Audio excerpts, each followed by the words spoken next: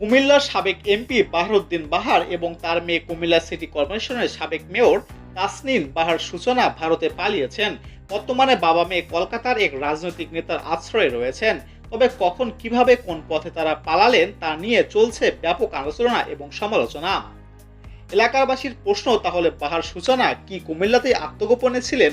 তারা কিভাবে সীমান্ত পার হলেন? তার মেয়ে সূচনা কিভাবে ভারতে গেলেন? সূত্র বলছে, অন্তত 10 দিন আগেই কুমিল্লার সাবেক সংসদ সদস্য আকম বাহারউদ্দিন বাহার চোরাই পথে ভারতে পাড়ি জমান। এদিকে শনিবার বিকেলে কলকাতায় বাবার কাছে পৌঁছান কুমিল্লা সিটি কর্পোরেশনের অপসারিত মেয়র তাহসিন বাহার সূচনা। এর আগে বৃহস্পতিবার রাতে কুমিল্লার বুড়িচং উপজেলার চরণব সীমান্ত দিয়ে সীমান্ত পার হয়ে ভারতে পৌঁছান সূচনা। পরদিন শুক্রবার তিনি ফেসবুকে সচল হন। নির্ভরযোগ্য সূত্র থেকে এসব তথ্য জানা গেছে। সূত্রটি জানায়, কুমিল্লার ব্রাহ্মণপাড়া শশীদল ইউনিয়নের একজন হুন্ডি ব্যবসায়ীর মাধ্যমে অর্থের বিনিময়ে সীমান্ত পার হন তাহসিন বাহার সূচনা।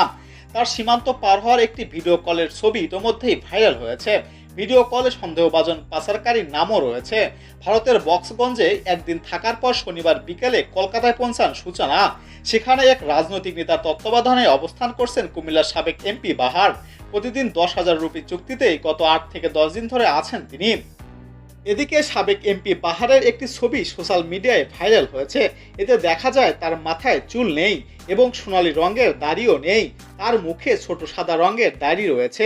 এমপি বাহার ও তার মেয়ে সুচির গন্তব্য এখন কোথায় হবে তা নিয়ে রয়েছে গুঞ্জন।